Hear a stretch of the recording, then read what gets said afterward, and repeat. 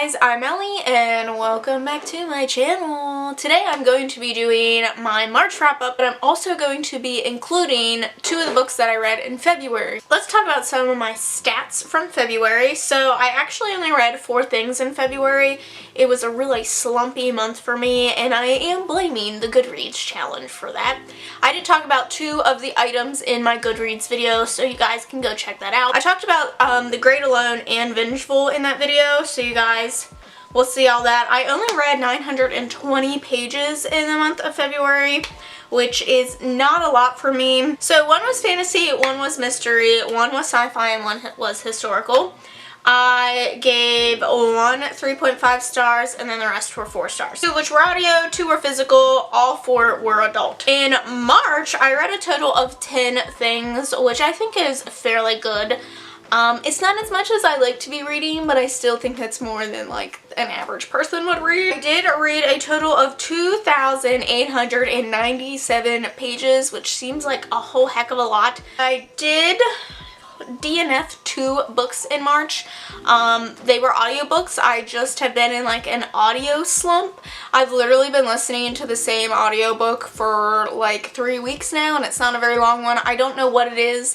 I just am not that interested in listening to anything currently. 1 was dystopian, 3 were fantasy, and 5 were graphic novels. So I gave 1 1.5 star, I gave 1 2.5 star, I gave 3 3.5 stars, 1 4 star, 3 4.5 stars, and 1 5 star. 3 were adult, 3 were middle grade, and 4 were YA. There are going to be timestamps down below, so you guys can just switch around to whatever it is that you want to watch. Let's talk about the audiobooks. It works out because both the audiobooks are actually the things that I read in February. The Perfect Stranger, and this is by Megan Miranda. She has become one of my favorite kind of mystery thriller writers, so I was really interested in this. This was like the one thing keeping me out of an audiobook slump at the time.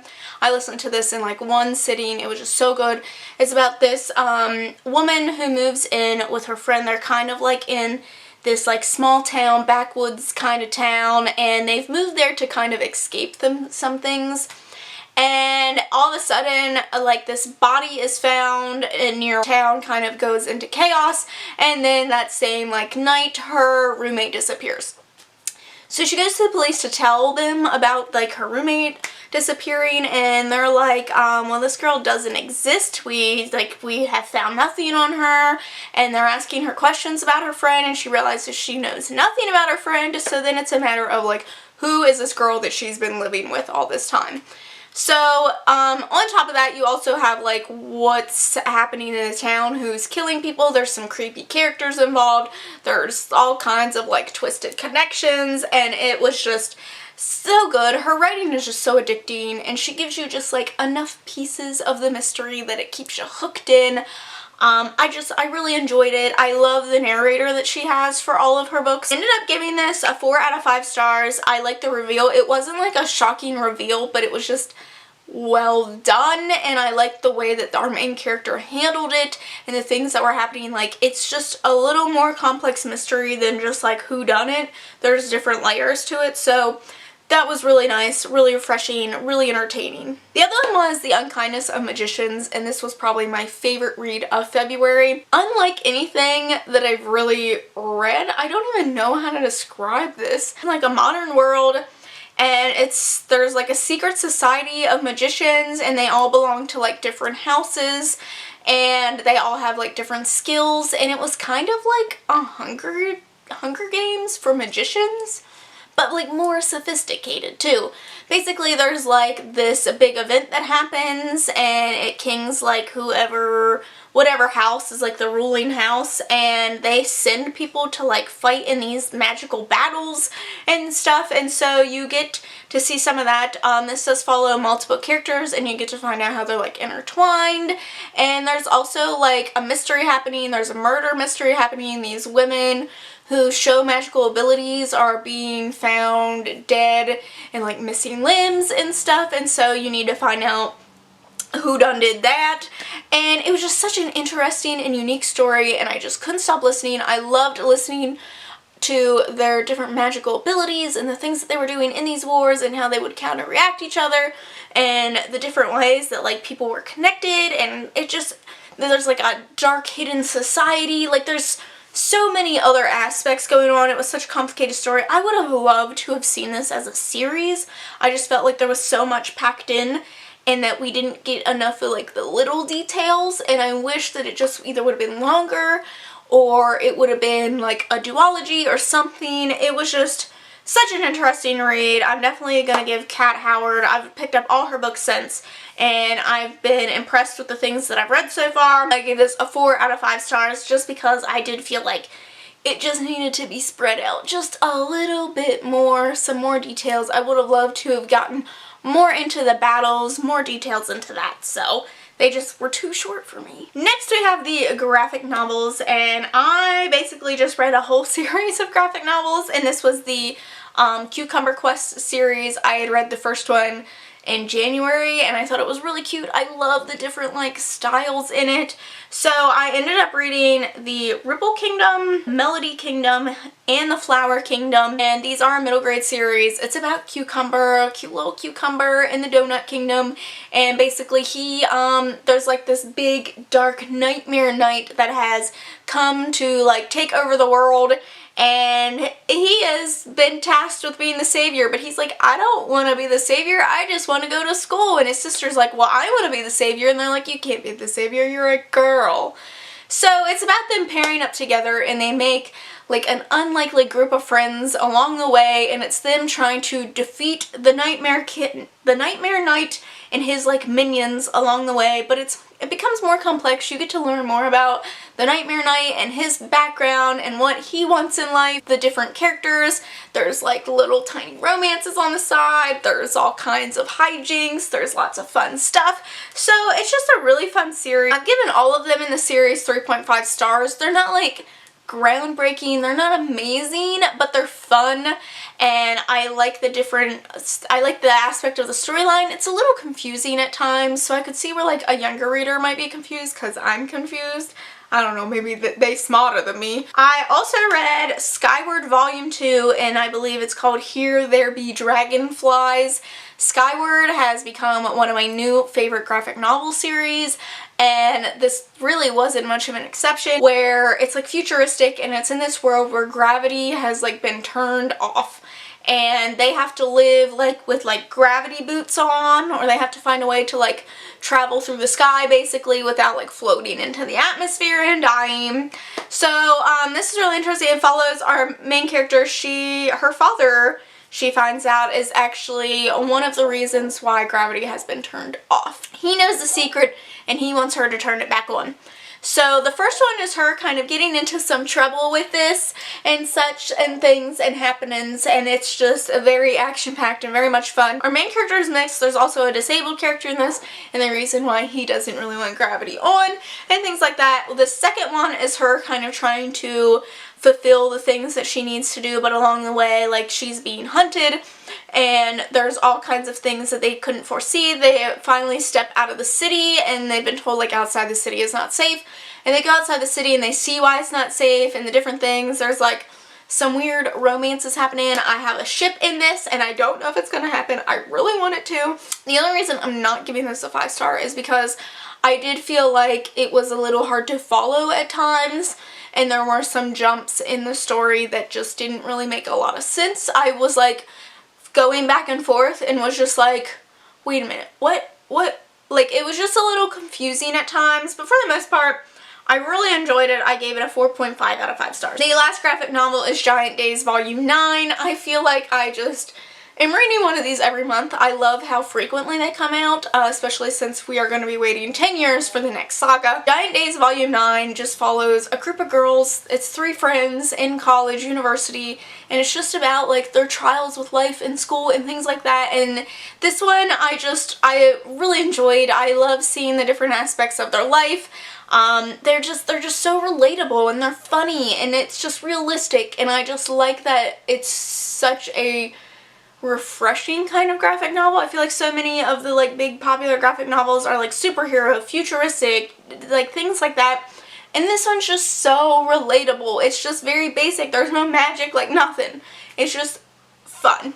So I gave this 5 out of 5 stars. I really enjoyed this volume. I flew through it. I loved it. I read one short story collection, and I read Night Shift by Stephen King. I was actually buddy reading this. I started my buddy reading in January with Richard, and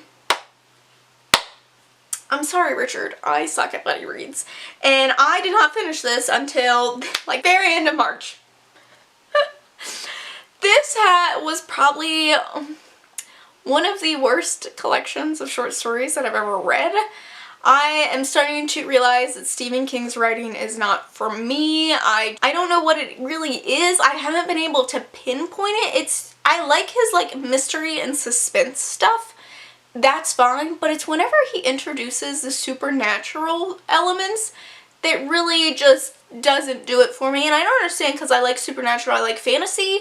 So what is it about these that isn't working for me? I don't know if it's just the way that he writes them. It's very like, here it is. It's not like believable. I just can't wrap my mind around the things that he's asking sometimes, I guess. I don't know.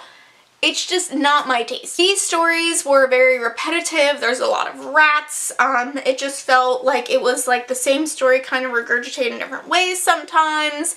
They weren't scary most of the time. I was just like, okay. Very basic beginner stories to me. The main character in them was indistinguishable between all the stories. Like, I just couldn't tell them apart most of the time. The only one that really creeped me out was Children of the Corn, and that's just because religion slightly terrifies me, and I think that it can be used in this kind of way, and that was the only one that really creeped me out. The rest of them are just not really worth reading, in my opinion. There's lots of rats. I've read so many stories by Stephen King with rats. Why? What did the rats do to you? Wasn't very good. I wanted to DNF it so many times, but at that point I had read so much. It's such a big book. They're short stories, and they are short stories. They're shorter than most short story collections, and I just like it. I gave this a 1.5. I just wasn't impressed. So then for the adult things that I read, I really only have one thing left to tell you guys about in this section, and that's In an Absent Dream. This is the 4th in the Wayward Children series. And I absolutely love the Wayward Children series. These are standalones, but it helps if you read them in order, honestly. This one follows Lundy, and it is her finding her door in the world that she goes into. It is about the goblin market, and this is based on, like, fairness. It is a world that has its own set of rules that is based on, like, the things that you can give and get, and, like, how that's different for each person and how that works. It's also different because this is the only world that we've seen so far where the door reopens for you. Switch between her lives. She could go into the goblin market, and then she could go back home for a while. She could go back to the goblin market. Like, I thought that was really interesting, and I loved seeing the different, her just like fight with this, with like, do I belong in this world? Do I belong in this world? For the longest time you're like, of course she belongs in the goblin market, but then you get to see her develop this relationship with some of her family members and how hard that becomes for her, and the promises that she makes, and how those promises have become a problem because of the time that she spent in the goblin market. Like, there's so many different aspects going on here. The one thing I will say, this has been the only one so far where I've been fairly confused about the world, and it is repeated over and over and over again, and I know that's to try to get it into the reader's head, the rules of this world, but no matter how many times you repeat them, they still don't make sense to me, so I found that kind of annoying that it just kept being repeated. I mean, these books are they're beautifully written, they're poetic, they're vivid, they're just imaginative, like, they're unlike anything that I've ever read. Like, this is our modern day Lewis Carroll, but better. Like, it's just more sophisticated. Like, I don't have the proper words to describe my love for this series. I gave this a 4.5 stars. It was one of my favorite reads of March. Alright, then moving on to the YA. I had already talked about Children of Blood and Bone in my Goodreads wrap-up, so you guys can go check that out. Spoiler alert, I very much disliked it, and I gave it a 2.5 out of 5 stars. I also read The Last Voyage of Blythe, and I was actually sent a copy of this from Penguin, and I did a whole reading diary of it so you guys can see my thoughts and feelings as I was reading it. And I really enjoyed doing that, and because sometimes when I do these, I tend to forget like what happened throughout the story and what my thoughts and feelings were during the story, and sometimes that changes after the fact. That experience, and I'd be eager to see if you guys would like to see more of that. Maybe I'll give you guys like a list of books on like my Instagram poll or something. You'll pick like which one I should do like a reading diary vlog of. Throwing ideas out there. Again, another really interesting, unique read. This is a dystopian. I feel like so far removed from the world that we know that I had a hard time like picturing it as our world, and it was more of like its own kind of like western-y feel. It's like a western futuristic pirate thing. Yeah. Blythe. So she went on this trip to find gold the first time around, and her boyfriend is killed. And so she spends the rest of her life dedicated to getting revenge and wanting to kill the raiders, which are the people that had come onto the ship and had killed him. So she makes this weapon out of the next ship, and it's very successful for 2 years. Or the admiral decides that she's going to become the captain of this big journey. It's the biggest gold searching that they've ever done, and she's kind of confused as to why this has happened, but you know, she's not going to argue. So she goes onto the ship, and immediately you find out that there is a traitor on the ship, and it's just non-stop action-packed from there. There's all kinds of plot twists and other things going on and lots of different dynamics happening, and it was just such a different kind of read. It was refreshing, it was fast-paced, and I really liked that about that. It made it a quick read. I like the different conflicts of the story. Character development was kind of non-existent in this though, and I'm very much a character-driven person, whereas this is a more plot-driven book. That really took away for me. I'm sorry, I am so stuffed up. But that really took away from me, so I didn't enjoy this book as much as I feel like I could have. I ended up giving this a 4 out of 5 stars. Why am I so handsy today? The Gilded Wolves, and I read this for Adventure-a-thon, and I had heard so many good things about it. It was so hyped. It's a magical heist story, which is like my favorite, so I had to check it out. This takes place in Paris, but it is not like any Paris I am familiar with. Not that I'm very familiar with Paris, but there is so much magical elements happening in this. And they're called like forged items, and they like are magical, and that is basically how this world is run. There are 4 houses, one of which has died off, the other one has like been banned, and we're left with the last 2 houses. They're known to collect these artifacts, these forged artifacts that create all kinds of like crazy magical things. The descriptions for these items was just absolutely stunning. It was vivid. You could just picture things, and I was just like, I cannot even imagine. Like I could never write something this beautiful. I don't know how she came up with these things. Like, it was just amazing. That was like the most like, I was so I was in awe of these descriptions of these forged items. Basically, this world runs by like civilization is run by these like magical, I can't remember what they're called, but there's like this magical thing, and no one knows its location except for one of the houses knows at that point where it's at, and their mind is erased every so many years, so they don't know, like only one house knows where it's at a time. So they end up going on this heist. It is this group, I'm gonna be honest, it's a Six of Crows watered down type of group. I could not stop seeing the resemblance to the Six of Crows group. It was crazy. Not that that's a bad thing, because I like them, and I do think that these characters have their own quirks. So they were different. I just couldn't stop seeing them as Six of Crows. Where was I?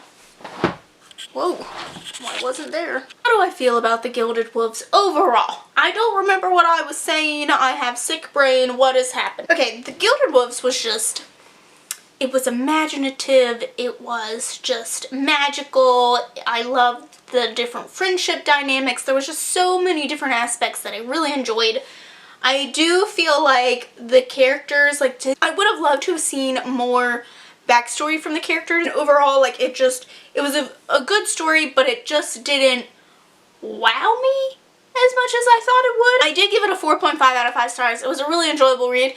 I'll definitely be continuing on with the series. It was one of my favorites of the month, if not like my most favorite read of the month. So I believe that that concludes my wrap up. I hope that you guys have liked this video. Let me know if you've read any of these things, if you've felt the same way about any of these things, your ideas, your thoughts, your feelings. Let me know. Don't forget to subscribe to see future wrap-ups from me. Thanks for watching, and I'll see you the next time. Bye!